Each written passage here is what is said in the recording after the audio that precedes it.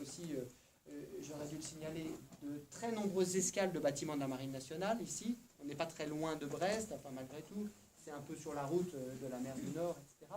Et donc les corvettes, les FREMM sont venus régulièrement, des SNA viennent régulièrement. Je vous ai dit, cette année, le Mutin est venu, donc on a une grande variété, des chasseurs de mines.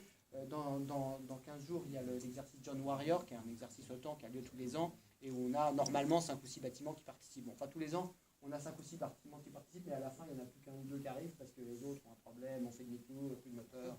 Non, je suis encore mauvais langue, mais enfin, l'année dernière, en tout cas, c'est comme ça. Donc, je ne peux pas toujours beaucoup compter sur eux pour me soutenir dans mes manifestations publiques. En revanche, c'est vrai qu'un problème technique, c'est que les associations ont des drapeaux, mais les unités militaires, les unités à terre ont en général des drapeaux de tradition qui sont très difficiles à sortir, il faut des autorisations qu'on n'obtient pas facilement, et les unités navigantes n'ont pas de drapeau, elles ont un fanion.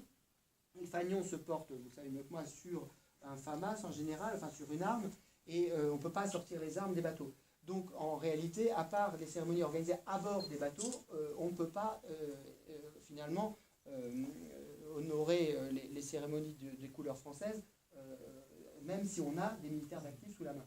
Et donc là, je me suis dit, j'avais demandé conseil à l'attaché de défense, à l'attaché de l'armée de terre à Londres, qui est spécialiste un peu des questions de mémoire et de tradition.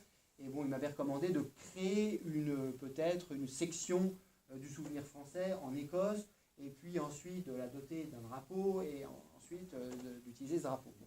Alors j'ai pensé que, vous savez que les diplomates tournent beaucoup, moi j'ai déjà passé 2 ans ici, j'ai encore normalement 2 ans maximum à passer.